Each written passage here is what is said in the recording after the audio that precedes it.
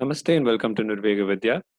In this video, we shall look at chapter 16 of the Bhagavad Gita, which is Daivasura Sampad Vibhaga Yoga. This is an important chapter from the point of view of the NET exam. The 16th chapter is devoted to an exposition by Krishna on divine and demonic qualities and their results.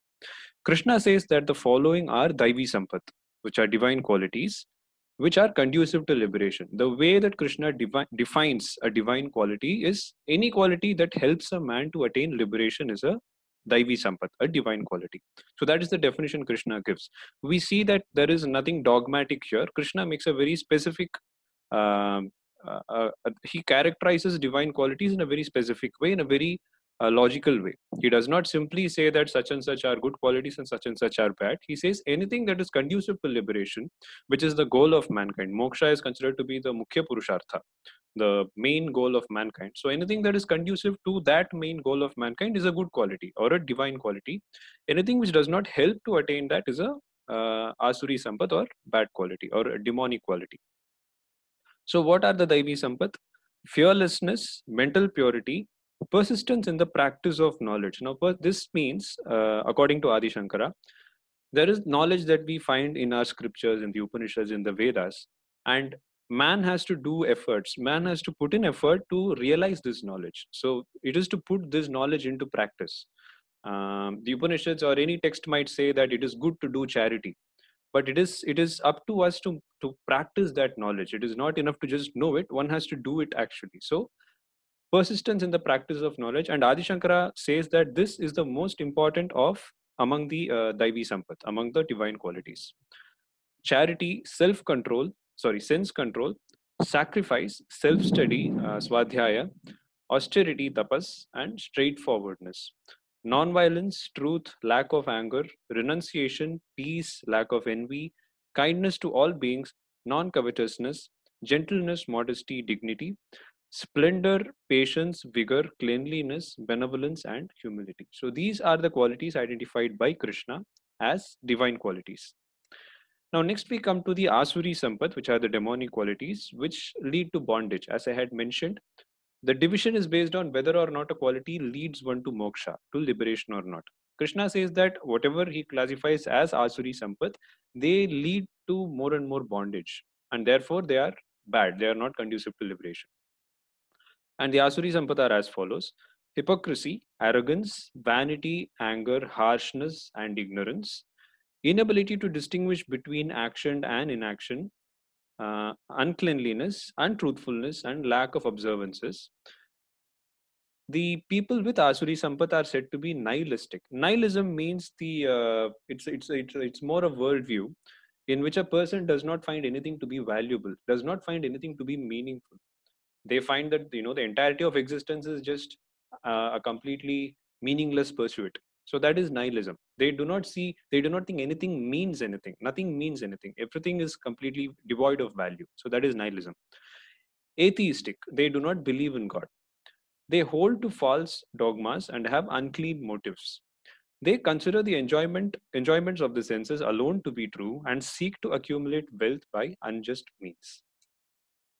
They are intoxicated by ahankara, which is egoism, and mamakara, which is possessiveness, and are deluded by ignorance.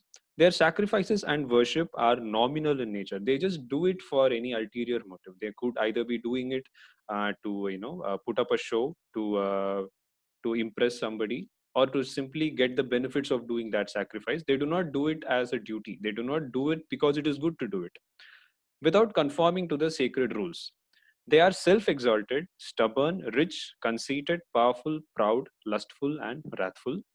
Krishna says that he makes these people who are demonic in nature and who are the worst among men, he calls them Naradhamaha, so worst among men, take birth in demonic wombs again and again. So these people who are full of demonic qualities and do not do make any effort in their lives to change that, they are again born in demonic wombs. They are again born in demonic families where their demonic qualities continue again. And Krishna says that failing to reach him, who is the supreme personality of Godhead, failing to reach him, failing to attain liberation, they proceed thence to hell.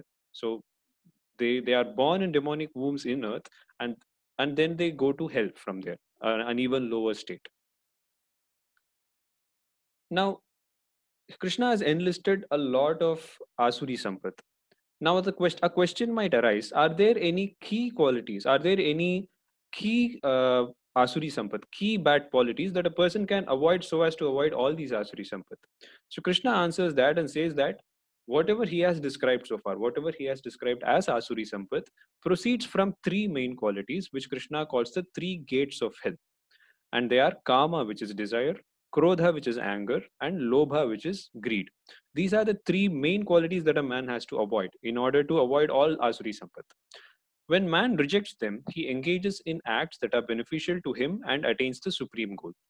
Krishna concludes by saying that one who rejects the prescriptions of the Shastras, the scriptures, does not attain perfection, happiness, or the supreme goal. So Krishna emphasizes on following the injunctions of the Shastras. Therefore, he exhorts Arjuna to accept the Shastras as his guide and perform actions that are prescribed by them. So, we see that Krishna, after explaining about Daivi Sampat, Asuri Sampat, concludes at a very specific point where he tries to tell Arjuna that the Shastras themselves say that your dharma is to fight in this battle. The dharma of a Kshatriya is to fight. And therefore, you take these Shastras as your guide and engage in the duty that has been prescribed to you by them. So that is where Krishna tries to conclude. That is the point at which Krishna tries to conclude this chapter, saying that you take the Shastras as your guide to decide what is good and bad. Don't use your intellect. Your intellect might not be able to see the whole picture. The Shastras provide a better picture. The Shastras are written by better people than you and I.